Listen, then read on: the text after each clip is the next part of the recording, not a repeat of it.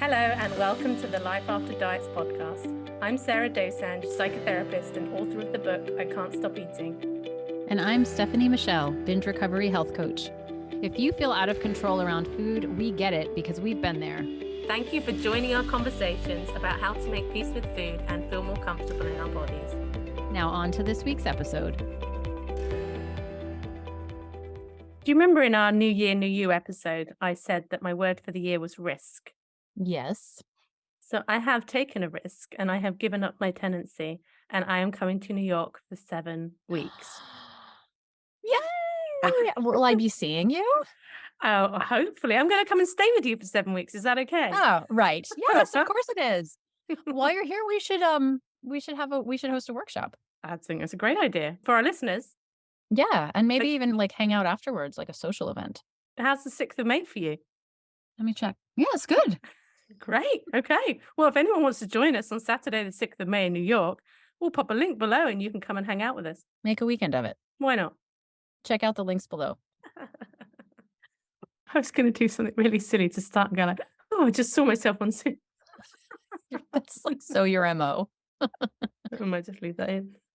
I'm just being silly. But today we are going to talk about that moment, that jolt, that shock that people sometimes feel when they are confronted with an image of their body, whether that's in a reflection, a photograph. I think many people, if you struggled with body image to greater or lesser degrees, will have that moment where you see yourself somewhere, some angle, and there's a visceral reaction. I think that's what we're talking about here, Steph, isn't it? Like the reaction happens in your body. Yeah, I call it a flood. Mm. And I think it actually is. I think it's a flood of adrenaline and cortisol and the stress hormones. It's like a sort of feeling. What strikes me about this topic is the universality of the experience. This is not an isolated event. I used to feel like that was my experience of my body just because I hated my body so much. But the more people that I've talked to from in all shapes and sizes, and this comes up. This is something that I think is a pretty universal. We touched on it to some degree in one of our much earlier episodes about seeing a photograph, and I shared my experience after talking at an event, being on stage and seeing photographs of myself on stage and having that exact thing, that jolt and that flood. With some of the conversations I had with people afterwards and some of the reactions for people that listened, I felt, I don't know if the word is kind of humbled, because I know in that episode I didn't acknowledge my straight size privilege. And there were some people who had messaged me to say that, well, if you feel like that about your body and I'm in a larger body than you, what does that then mean about my body? And I feel like that is an important thing for us to address and acknowledge and talk about a little bit at the beginning of this episode, is that all our bodies are different. And yeah, I think it can be really challenging to hear people in straight size bodies talking about this feeling if you are in a more stigmatized, marginalized body. I think of it in a couple of ways. There is the fatphobia that's inherent in the reaction. I think you can't get around that as far as that being part of it. There's also the personal meaning that we have as a result of fatphobia learned to prescribe, as what this means about me that we're reacting to. So yes, the front man sort of is the fatphobia, I think. It's even the change or the disorientation of I don't see myself in my own head in a certain way, and now I'm seeing myself reflected and that disorients me. Like I don't feel like that is me. I talk to so many people for whom mothers or grandmothers or other family members have inexplicitly stated, you belong or I accept you in this body and not in this one. And so seeing one's body in a larger frame is automatically associated with I'm not acceptable. And yes, there's a fatphobia that was learned and inherited as part of that story. But I think sometimes that visceral reaction is really speaking to the fear underneath of what we were taught that meant. I think the bit that's most disorienting for me when it happens is how different I feel I can look day to day, from a photograph to a reflection to an angle. So sometimes I'm seeing myself and I think I recognize that person. And sometimes what I'm seeing looks so different to what I'm used to seeing. And this isn't just about size of body. This is like angles and shape of my face. And when I had my brain surgery, they went in through my nose, and my nose has never been straight since my surgery. So there's one side of my face that to me looks so different. People talk about having a good side, but to me, each side of my face looks so different. And when I catch myself on the side of my face that don't I don't like as much, Hmm. that can look really jarring. My face can look really jarring to me as Can well. you do it? Okay. Can I Well, see? so on that, so what I don't know, because I don't have the lights quite. This is great for a podcast, isn't it? But I don't have the lights great. But my nose goes slightly to the right. Okay. So Yeah. that side, my nose looks smaller because my nose is slightly that way, whereas on that side. Yeah. Mm. But now I'm looking at it in Zoom and I can't see it. It's when it looks Okay. the same to me That at the fair enough. moment. Yeah, But it on a does. photo, like when we had so Steph and I had a photo shoot together before our event when Steph was over here. On that, it was much more pronounced to me, the different sides of my face in the professional photographs. Okay. I didn't notice. I said to the photographer, "Oh, this is my better side." And because she did the other one, because she got me to face the window first, I said, "This is my better side." She took the photo and she went, "Oh, yeah." Yeah, she did. I was like, I knew it. It's not She just in my head. confirmed it. Exactly. So that was a little bit more, it wasn't a flood, but it was a bit of a, all right, all Mm. right. And a friend of mine said to me, "Gosh," she said, "I look at you in your YouTube videos." She goes, "But it's just not how you look when I see you." And I was like, okay. Don't know what to do about that, because my YouTube videos are well lit and everything, and Yeah. I think I look a certain way in my YouTube videos that I don't think I do look even necessarily on Zoom. Yeah. There's something around how, like, the angle that I put the camera that I use, standing right close to the window as well, lights up my face, makes my eyes look greener, all of that. So yeah, it's not just, I suppose the bit that I wanted to say is not just necessarily about body size, this body image thing. And a friend of mine, we had quite a laugh about it actually. But when she came to visit and I took some photos of us, she said, "Oh, can you take the photos as a mirrored image?" So the photo is mirrored. I don't know if you've ever done that. Have you ever turned your face around in a mirrored image? And I don't think so. it's really disorienting. So you I'd can like do to it do on it now. something like Canva. You can flip a photo Yes. horizontal. Yes. Just try it, and it just can look so strange. And she says when her face is what she would say, like the right way round, she goes, "I look like I'm having a stroke." She keeps talking about her stroke face in photos that she finds really challenging. Yeah, Even from that even perspective. still though, it's like we're still talking about an ideal because even with a nose being smaller as preferable or symmetry, you know what I Mm. mean? Like there's still this beauty ideal, the Anglo-Saxon beauty ideal, especially that's still reflecting. Like it's so embedded into our because imagine that because I think about this. Imagine you see a photo of yourself that you look smaller or your nose looks smaller or whatever it might be. Still might be a bit disorienting. It still might be like, I didn't think I looked like that." But we're not flooding about it. You know what I mean? Like we're not like, "Oh, I'm just disoriented." It's like, no, suddenly that's okay. That disorientation we accept. But this other kind that sort of implies that there is a collected idea of what's okay and what's not okay, what's safe and not safe. That I think is part of what we're seeing. And it's the stories that we've inherited too about it. I also want to say this. I'm open to feedback. I don't know that we entirely deconstruct this. I had a client on a call yesterday say to me, "I feel badly about myself because I'm a therapist and I'm not where you are." Um, and I said, "Where do you think I am?"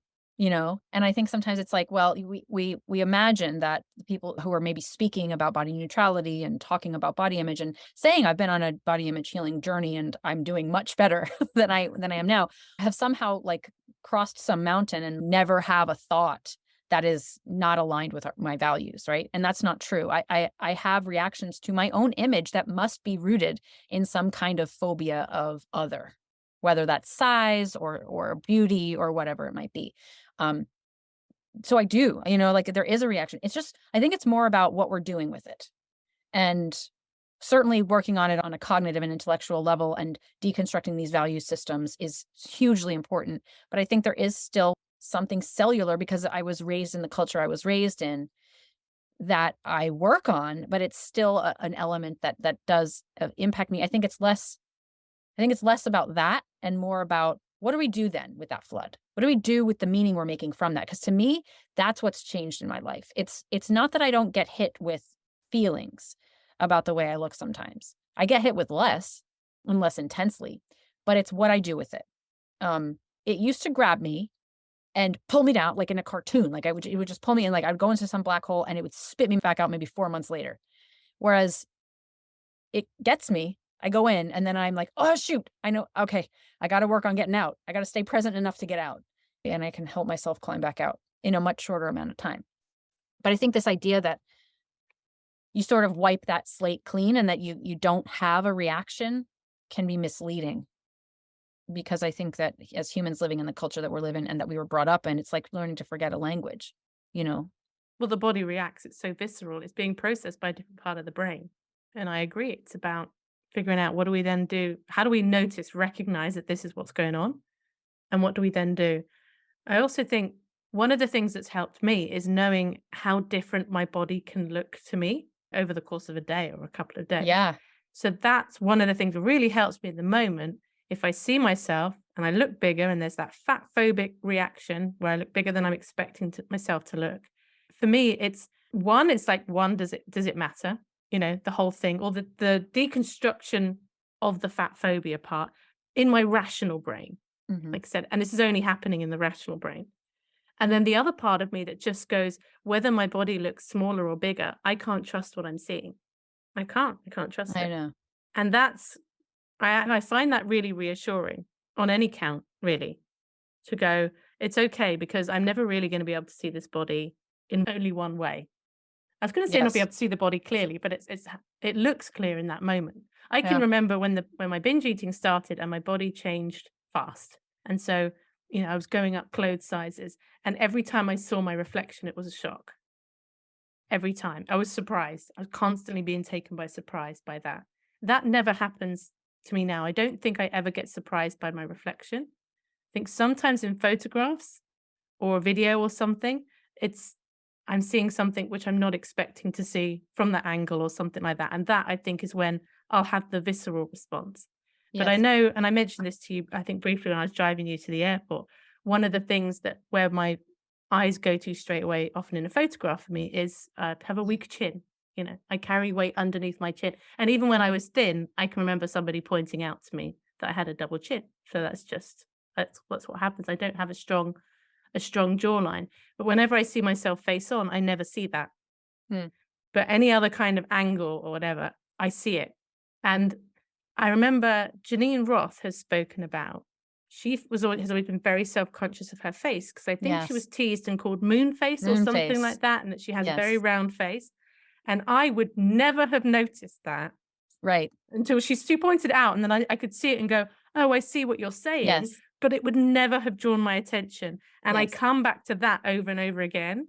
If I see, Yes. like, my double chin that I'm not expecting to see, I go to, "Oh, I didn't notice Janine Ross' round face," because the fear is other people are looking at Yeah. that and going, "Oh my goodness, look at that," and I know, like, my rational brain knows they're not, but Yeah.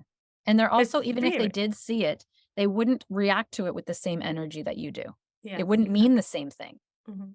Yeah, yeah. I think about this question, like, if you knew that your body would be accepted by everyone you came across, would it bother you so much? It's part of what I was thinking about actually when we did our event. I was thinking, "Oh, what if people see me and don't like me anymore because they thought I was smaller because I think I appear smaller on camera." I do. Um, and there was this questioning of, what if what if they see me and now they don't like me? Because all up until now, I've only had the experience of people purchasing tickets to come to an event that I host, knowing my Zoom angle, right? So it's kind of, and so there's a certain amount of like, where it is a certain amount of fat phobia, right? But it's also like, it's more about the collective agreement of that. And there's something that was both freeing and terrifying about showing up. I think part of that feeling of fear or reaction we're having is rooted in this feeling of belonging and acceptance of like, what if I am now rejected because people see something that they didn't see before and now they see it? I think that's why habituation is important. Like the more we see our own reflection, the more that we do see people in our lives, I think that tendency to hide when we've gained weight, only perpetuates the fear. Because the more people see us and say, I'm still here, I still come back, I still meet you for dinner, I still listen to your podcast, like it's kind of like, okay, then I'm safe here. Then I'm safe here. But there are situations too where we're not and where we are rejected and where certain bodies are more vulnerable to that than others. And I think that gets exponentially harder in a larger body. I've just had something, I think a realization that I don't know if I've really known this explicitly before when you talked about that fear of others' reactions. And when I think about when I stood on that stage and I'm giving a talk on binge eating, which was now over a year ago, when I saw myself and I saw myself as bigger than in my mind, I expected to see myself. This is really hard to find the right language to describe what I saw because I don't even know what I saw. The fear in my mind is that people will look at me and go, this is really bizarre. It's really strange. It's coming to my head. And I always feel weird saying it because I feel like I haven't acknowledged this to myself. And now I'm just going to acknowledge it to everybody. That people will look at me and go, look at my size, have a thought about me being too big, and then think, she's lying about recovering from binge eating. Ah, interesting. That's what I Huh. think. I think for the longest time because I was a therapist, and I was still struggling with binge eating. And then through my recovery of binge eating, that was when I decided to work with binge eating. But as I was kind of recovering, but wobbly in my recovery and deciding that this was what I wanted to help other people with, I remember thinking that even then, like weight loss should be part of my recovery. That's how Yeah. because for Okay. years it was like, because I'd gained weight through binging, recovery had to mean losing weight. So it's like that old fat phobic part of me that goes, well, you're not thin enough to be able to say that you've fully recovered from something like binge eating. Because if Yeah. I don't know, Yeah, I get that. I think that's really valid. I have a little bit of a different spin. My experience of that is people will say, I don't want to recover if I don't end up thinner than her. You know what I mean? That Wow. like she recovered, but I don't aspire to it as much. I don't want to listen to what she has to say because she's not as small as I want to end up, Mhm. you know? Um, like somehow it invalidates my recovery a little bit. Yeah. Yeah. I don't think this all the time. It's just coming up right now in a very vulnerable moment. But I can override this. I feel a little defensive about it. I'm like, hey, like my inner ally is knocking, like, stop that. Enough. If you want connection and support around any of the topics we talk about on the podcast, we would love for you to join our membership community. Members have access to monthly online support groups, a private Facebook group, live episode recordings, and member-only Q&As. If you would like to join us, please head to lifeafterdietspodcast.com/community. Now let's get back to the episode. Do you remember the last time you've had a jolt or a flood? Mm-hmm. Yeah. Yeah, a picture from the event. I saw a picture from the event that I was not expecting to see, and I flooded. Mhm. And yeah, okay, so I recognized it was happening. And I had to put the picture away and go quiet. I just had to be with the flood for a couple minutes and not think, because usually my brain's like trying to come up with these things to tell me to do or just, like, no, I just ride this out. It's like literally just feeling my head swell and then coming down. And then I reach out. I texted my husband and I was like, I just texted him like a sad face. And he's like, what's the matter? I'm like, nothing, don't ask. You know what I mean? Like, I don't want to talk about it is what I said, not don't ask. I don't want to talk, which I didn't. I just needed to reach out to someone and then moved along. And then I employed a lot of strategies I use, one of which is what you kind of just mentioned, of this idea of that is one angle of me. And there's lots of angles of me and they all look different. And that happened to be an angle I don't see a lot. And part of me was kind of like, well, you need to see it. Like that is you also. And you just don't look at that a lot. You know, also, like, there were many, many photos, many, many, many, many photos. And to see so many photos of oneself at multiple different angles is like, that's a lot of yourself to be looking at. We're not used to it. And I typically don't look at myself that frequently in so many different shots. So it's kind of like, okay, it's one angle of you. And what I did recognize actually that was going on was, so what I was wearing, I didn't like. And I didn't like the way that the jeans fit me, and they reminded me of, the way a pair of jeans fit me from when I was 20 years old, and I used to wear this one pair of jeans all the time because 'cause they're the only ones that fit me, and they're in all the pictures I have of myself tromping around Europe, and I hate that time of my life, and I look at those pictures, and I could see my own insecurity in those photos, and when I looked at this picture of myself, I was like, "That's her. That's that former version of myself that I have negative associations with." And I realized how much the clothing had to do with my not liking the picture and what the story of those clothes were telling me. Realized I had some more self-compassion work to do about my 20-year-old self. I just kind of like was like, okay, there's a lot going on here. I kind of bring myself back to like today is February as we speak, it's February 2nd, 2023. Like I'm in my present moment right now. I know myself. I know where I am. I know what I think of myself. I know what I feel about myself, at least right now. And that's what matters. And that's what's actually more real than what this photo is trying to convince me that I feel about myself, or that I used to feel about myself, or whatever. And I have to come back to that because that is the more truth. And I trust that truth more than I trust the picture's truth. And that's what's changed. That I don't buy into this idea that now I'm seeing something in this photo that's really exposing the truth of me, and all this time I've been wrong. That's what it tries to tell me.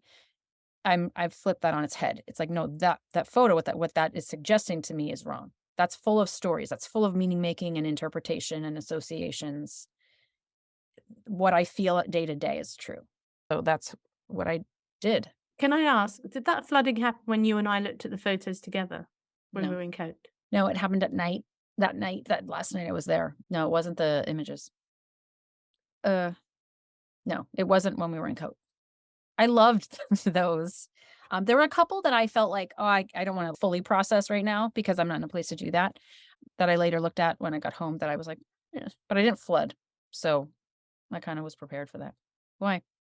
Oh, I just wondered. I wondered if it was Oh, happening there. And I guess my question was going to be, would you ever say anything mm, in the moment when you're in the flood? Because there was that moment that you send that message to Mike, and Mike is like your safest person, right? yeah, And you and we've known each other for a couple of years now. yeah. And I would we, tell you. if it was happening in the moment, I think once I came out of it, mm, like, and I don't reach Mike in the moment either. I just me. It's just me. And then when I start to come down, that's when I need someone. I would tell you. mhm. You weren't there. You were doing yoga. You could have come in and sold me. It would have been fine. No, that's I'd your have stuck. time. Could have come and done yoga with me to help sort of I should have. drain the flood away. When you flood or have Mhm. this experience, what are the stories that come up? So I don't think I have flooded since we did the podcast that time. So that would have been November, not last year, the year before. I think I have a Oh, moment. is it Yeah, that long ago? I wouldn't call it a Hmm. flood. I'll have a moment where I'll see an angle and I'll kind of go, Mm. okay. And so it happened a little bit with when I went on the Go Love Yourself podcast. They filmed it for YouTube. And it was because we're having a conversation, it was a side angle. So I knew when I saw this video, I thought, okay, this you may not like this angle. This might bring up some kind of thing for you, whatever it might be. Um, and I saw it, and I remember thinking, yeah, I had a. For me, it was more of a okay, Yeah. and I feel that it's that sort of oh moment. And again, do you remember how I spoke about last time? There was this thing about posture and being sort of Yes. hunched over when I'd been on that stage and I'd felt like a effing rock star, you know? And then I had this conversation on the podcast and loved every second of it, felt really engaged. And then I watch it back and my shoulders are so side view, my shoulders are slumped forward, my hands are kind of folded across my stomach. And I thought, I just look like I'm sort of folding into myself. So I look really round. And again, these are all like um this is all rooted in sort of that reactive fat phobia. And I kind of go like, "That's okay. That's how I look in this thing." I think it's a moment of looking at it and feeling a general sense of dissatisfaction. There's still that, cultural ideal embedded into me. Yeah. And I remember having one thought after the event going, "I wonder if you can, like, get" I genuinely had this thought just popped in my, "I wonder if you can get the bit under your chin removed to give myself a more defined jawline." I had a thought about I could Google that, and then I thought, "Gosh, if I did that," and I went through this, whole this spiraling, like, Yeah. scenario about if I did it, and would I be able to be truthful about it? But I can't not be truthful about it, but then what would be the reaction? All of this stuff just came in, and I played out this whole scenario. I never even Googled it in the end, but now I'm thinking, "I wonder." No, I can process it here. I can process it. Exactly. I think for me, it's a slight disturbance, but I just kind of go, "It's okay." Like, there's part of me that really goes, "It's okay to have areas of my body that are bigger than I would choose them to be based on my cultural conditioning." It just has to be okay. Yep, So I exactly. I I Mhm. I drop back into that, and I drop back into that much more quickly. Yeah. I also find that once I get to that place, I'm like, "Okay, now you move on. You need to Mhm, think about something else now. I need to just like, I'm not gonna sit here and stew in it anymore." And that's been a discipline practice for me mhm. of no more. It's kinda like where that inner ally draws the line. That fierce self-compassion is like, "Stop. Enough now. There's other things for you to think about, Yeah, and we're gonna go do that." yeah, Um, yeah, that was a practice for me to be able to move on. That's where boundaries have come in for me with myself. But I also had to have enough things to think about, like other things to think about. If body was my primary mission in life, then that was what I would think about. Now I think about work and I think about my kids and I think about other things that matter to me, traveling plans. I give myself more things to do in my life. This is where the yeah. mental space comes in. I think I go back to the "so what" place. So I have the reaction. I notice what's giving me the reaction, and let's say it's a double chin. I go, "So what? Like, you've got Yeah. a double chin. So what?" Yeah. And it's like, "Oh, yeah, it doesn't Yeah. it doesn't mean." Oh, I don't know. I arrive at like what you were saying about the event. I arrive at the event and everyone's like, "Oh my goodness, have you seen Sarah's double chin?" Like we had Just no idea. I know, Is there a refund? Can I get my right? refund? Exactly. That just completely invalidates everything she's ever said. Because yeah, it is that whole what we make it mean. Yeah. Which there are collective opinions about that we're worried that other people might agree with, or that we know that these are inheritable. Yeah. When you Yeah. talk about posture, there was something in this photo that gave me the flood that was it was a bit hunched. Mhm. And that to me is such an insecurity. And I think maybe now I understand what you meant when you were talking about being on stage and feeling like you felt different. You felt like you were like confident and taking up space. And then you see a picture and there's something that communicates sheepishness or insecurity in some way that I saw in that picture as well. That it spoke to my character. But it's interesting because if I see someone else, unless they look obviously very uncomfortable, but if someone's just hunched over, I'm not looking at the photo and thinking, oh, geez, they look really insecure. You know what I mean? Yeah. Yeah. But you know how I talk myself down from the hunch as well when I see that? Is I go, Eckhart Tolle hunches. He's really hunched. He Yeah. is. And I think, well, Yeah. it's okay. That's why it's important to have these I think it is important to have mental models of things that defy the what you're imagining to be true and calling those to mind. Because they look this way and they're okay, or I like them, then it's suddenly okay. We just need to feel like we have a place to belong, that we're not alone, Yeah. you know? Sometimes there's that comparison piece of who's in the photo with you. I know for me, having seen pictures of myself in groups in the past, sort of more in my binge eating days, where I was the biggest person in the photo. And that would be the first thing I noticed was Yeah. look at the size of me compared to the size of other people. And that comparison piece, like there's a fear in that about, well, what does that mean that I'm different? And all again, those sort of associations, again, sort of fat phobic associations about what that means if I'm the biggest person in the picture. Right. But it's interesting because when I'm not the biggest person in a picture, I don't notice that part. No, Like, no. I don't assign it to anyone else either, you know what I mean? It is tricky because it's like I think it is true that we can judge ourselves and not be judging others, and I've heard that contested. And I can understand why, but I really have felt truly like I'm in a position where if what I see in me and judge, I'm not doing for someone else.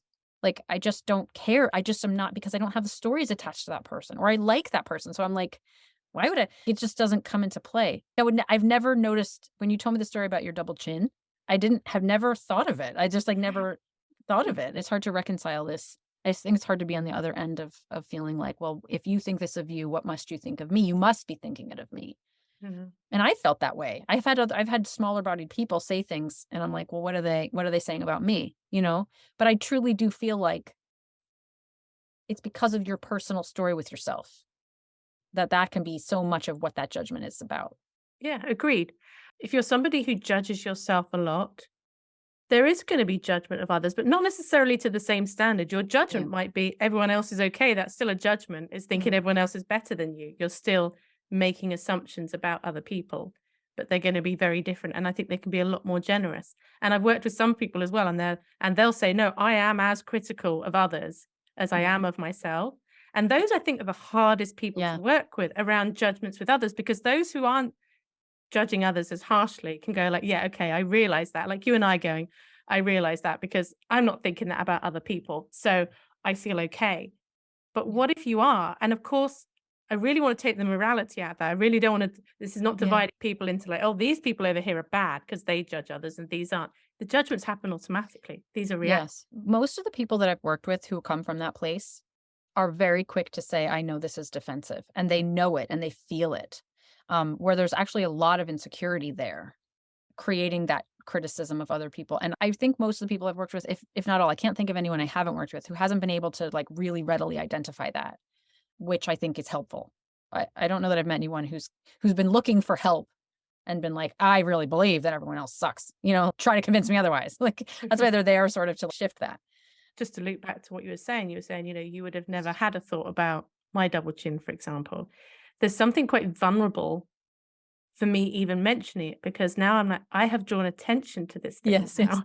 So now my brain's going, people are going to be looking for it. Yeah. Can we just edit out all the bits where I talk about my double chin, please? It's Be a liberating. short episode this week. Yeah, but see, it also brings up the liberating part of it because it's kind of like, okay, now we've said it and everyone's still and you're still here. That's out of the way. It's kind of like exposure therapy a little bit. Yeah, take some of the charge out of it. So, I'm a big proponent of talking about these things and connecting through, I say shared experience, but shared experience of themes. It's all going to be Yeah. different in terms of the details, but so many of the themes that we're all going through, trying to navigate our way in this world, are very similar.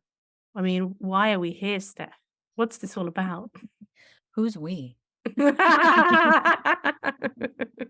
Where do you think this happens the most often? Do you think this is more problematic if you're sort of caught in a flood moment and you're not in a place where you can process it, like maybe you're at work or in a group of people? Or is it harder when you're alone and you don't know what to do with it? What do you think is coming up for people more? Do you remember when I did the conference? I was really ill. I was really ill in the lead up to the conference and I was exhausted and, anxiety. I would say anxiety, and don't use that word very often, was high around doing the talk. So I think that made me particularly vulnerable. And so I would say that there's something around, if I was already feeling very secure and a bit vulnerable, my mind's going to latch on to something like that because it's kind of seeing a picture, having a jolt, and it's confirmation of something I'm already believing about myself. I guess those would be the moments when it would get a hook in me. But I, haven't had a phase of that for quite a long time now. So that's probably why I feel like my resilience is much higher at the moment. Which is not to say it wouldn't fluctuate, and that I could go through patches where this would feel more vulnerable. Yeah. It's like having a checklist, whether it's written down or some kind of internal. I think I have a mental checklist in some ways of when I have a reaction like this, whether it's about an image or anything that I'm having a triggered reaction to. Am I tired? Am I hungry? Isn't there like an acronym for this? Yeah, hungry, angry, lonely, tired. Yeah. Halt. Cool. Yeah. It's Yeah. kind of like that. Um, if I'm tired, tired is first. If I'm tired, forget it. All of my reactions are magnified and distorted. So first it's like, okay, I'm going to hold off on any judgments or conclusions I'm about to draw about myself until I've slept. And time in and of itself, like recognizing that something has just happened, like there has been some true chemical reaction in your body that has just flooded your through your bloodstream. And that's got to go down before we can think more clearly about something. So I'm big on this waiting. I think that's maybe not that I've articulated it necessarily that way, but I think that a difference in the way that I'm handling things now versus then was waiting for some of this to go, waiting for sleep, waiting for less vulnerability or in whatever way. Because I also noticed that floods are much more likely to happen if I'm feeling badly anyway, like to your point, like if I'm already if I'm already in a bad mood or something like that, it just tips the scales. So just sort of waiting for more resources to come my way so that then I can think about something. And I know that I've processed something in a better way when I'm able to have an opinion without the charge. Because I still may stick to the same opinion. I still don't like that photo I saw of myself. I also think don't make decisions in the flood. So we don't Yeah. make our best decisions, because what can often happen for people if you get flooded is the thought goes, I have to do something about this. Yes. I have to restrict. I have to diet. That this is not okay. I've heard people say things like, I saw a photo of myself and then I felt like I was just kidding myself that my Yes. body was okay. I was just kidding myself. Why would I ever think that that was acceptable? Because this flooded reaction is saying to the contrary. So I think always try to let the flood settle and drain down a bit, and then come back and reassess. And Yeah. what does it mean? What happened? Where are you at now? Because any decision like made in a big reactive moment, especially a decision which is about what you're going to do for the next few months or years or whatever, is not going to be sustainable anyway. So even if you're thinking that you may go back to dieting, and you can still leave that open as an option, it's not a moral thing, even though we're life after diets, don't do it. But if you want to do it, it's still an option. But it's okay, I'll make this decision about whether I'm going to go back Yeah. to trying to control when my emotions have leveled out. Because there's no point making it from up here, Yeah. because it's never gonna you're never gonna get the result that you want. Yeah, I that reminds me of I remember in high school and in college, several times I made a decision to restrict or to go on Atkins or something in the heat of a flood. And the adrenaline that you're provided with in that moment, like you could run on if you had access to that kind of adrenaline, you could do a lot of things differently, probably. You know what I mean? Like you just be full steam ahead all the time. There's lots of energy behind you. But eventually that does come down. And then you don't have like these, the resources that you feel in that moment and the resolve you feel in that moment doesn't sustain itself. And then we're left feeling like a failure because of that. Like we imagine that anger, I think we really feel like I'm so angry that it would feel me forever. You know what I mean? Like I can just ride this out. And it doesn't. And then all the other real contexts come into life and it's not a sustainable place. And it's such an extreme decision. So to be able to come to like just assuming that in the flood you're thinking in pretty black and white. You're thinking in an extreme way. And to at least make the decision when you're feeling more in the middle. I think part of what we want to do in this episode is normalize these experiences, and that they can and do still happen after recovery. And I think many people are experiencing them. But like you say, we never really know what other people are going through. So you might hear a friend go, oh, I really don't like that photo. Mm, They could be being flooded in that moment. You've got no idea. yeah. And it feels like you're the only one having this extreme reaction. And also, I guess the mind's telling you that you're realizing something true. Like, oh, I'm realizing now this thing that I've been blinded to. And that, I think, for me, that's where it's hooked me in the past. It's been like, Yeah. oh, because, I hate the idea of deluding myself. Yes. And we talked about this. This is the Mm. curtain syndrome I've got. I have my theory. My theory is that this is the other way around. You're What's, deluding yourself by in that moment of black and white thinking. I oh, think yeah, you're much more clouded then. agreed. I'm thinking, well, what's more likely to be the time when you see the truth? When you're in this heightened emotional state, or when you're calmer and more grounded? Which is more Right. likely that your perspective is clear? That's right. Logic it out. Logic it out. Yeah. You know, what's another tip I have for this? You alluded to it already, but it's worth noting again.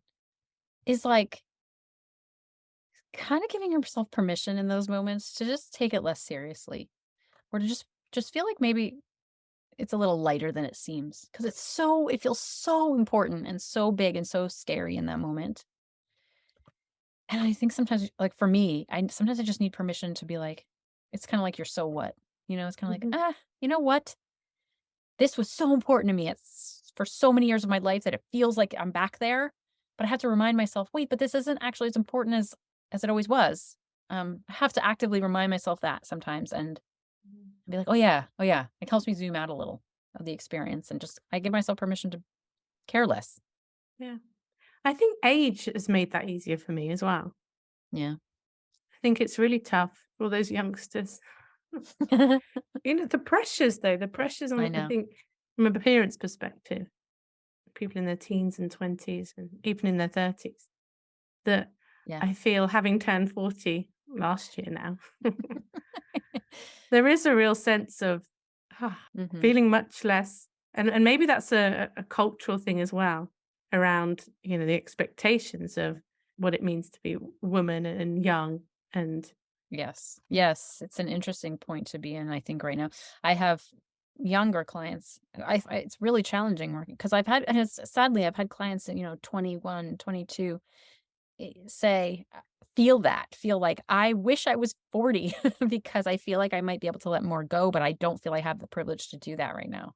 Like they Mhm, can see it. And I remember feeling that way too when I was young, feeling like I can't wait to just be in my 40s. I'll care less. But then on the flip side, I've had clients, in their 60s say, I have the privilege of caring less because I'm less seen, but it's also not a privilege to be less seen. mhm, Like that there's this double-edged sword. And I feel like we sort of sit in the middle right now. mhm. So what would you say to the youngsters, Steph? 20 years will go by. Just give it 20 years and you'll be fine. That's what I had to do. So if I have to go through it, so can you.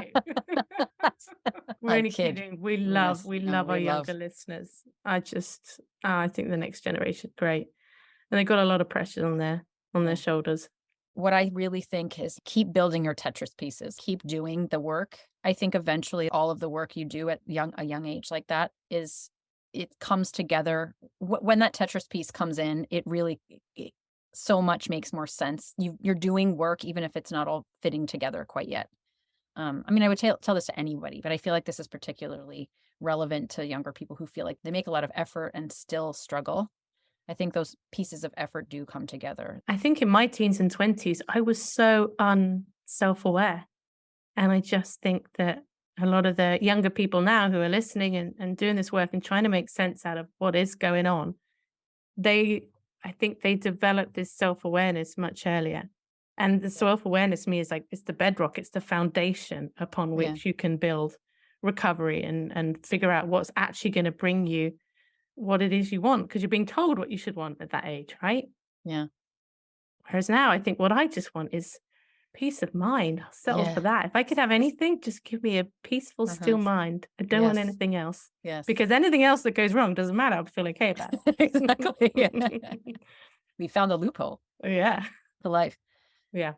Well, what Okay. would you say to the older generations? We can't leave them out. I feel for the older generations, there was a different challenge, as in, and I had a few of them say this to me. I just wish there was something like this around when I'd been younger. That there are more opportunities now to connect than ever before. And I think their challenge was having so much longer of really having to deal with this stuff all on their own, for want of a better word, unless they were going to go to OA. What was there that was available for them to get that support? So just kind of about how terrible it is, really. But in terms of what we're doing, okay. Have you ever heard of the concept of physis? No. Physis. It's this idea that we all have this. It's a something in us, like a spark in us, or an energy or a life force in us that drives us towards being well and self-healing and being okay. It's the thing that makes us get up again, even when we collapse in despair, that goes like, we can get there. We're searching for something. It's there. And I don't think that diminishes with age. I think that's something that we all have that stays pretty steady. So anyone who's come and then found this work, like they've done that. They've been the ones seeking that and listening and putting the time in. We can always continue to evolve and grow and learn and open up thinking and open up possibilities and think about what's important to us and what is it that we value. So I always hold a very hopeful position that things can get better, no matter how long you've been struggling with this for. We've done an episode, haven't we? I would direct people to episode 22, but I've been struggling with my eating for years because we covered that there.